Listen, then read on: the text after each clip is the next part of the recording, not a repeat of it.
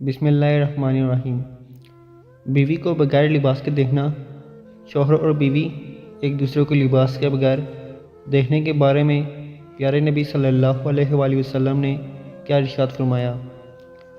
عبدالرحمن بن زیاد کی حضرت سعد بن مسعود الکندی سے روایت نقل کی گئی ہے کہ عثمان بن مظعون رضی اللہ تعالیٰ عنہ نبی کریم صلی اللہ علیہ وآلہ وسلم کے پاس تشریف لائے اور فرمایا: اے اللہ کے رسول صلی اللہ علیہ وآلہ وسلم، میں یہ پسند نہیں کرتا کہ میں اپنی بیوی کے ستر کی طرف دیکھوں، اور نہ یہ پسند کرتا ہوں کہ وہ میرے ستر کی طرف دیکھے۔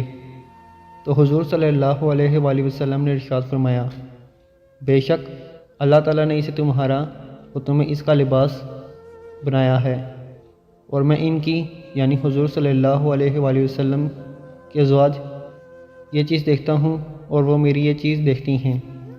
تو حضرت عثمان بن مظعون رضی اللہ تعالیٰ عنہ کہنے لگے: تو آپ صلی اللہ علیہ وسلم کے بعد کون شخص زیادہ بہتر ہے؟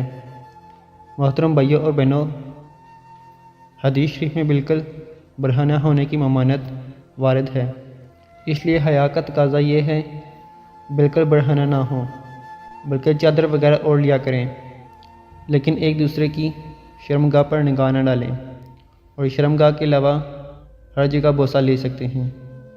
مرد عورت کو چاہیے کہ وطی کرتے وقت دونوں ایک دم بے قابو نہ ہو جائیں، بلکہ کچھ حیا کا بھی پاس و لحاظ رکھیں۔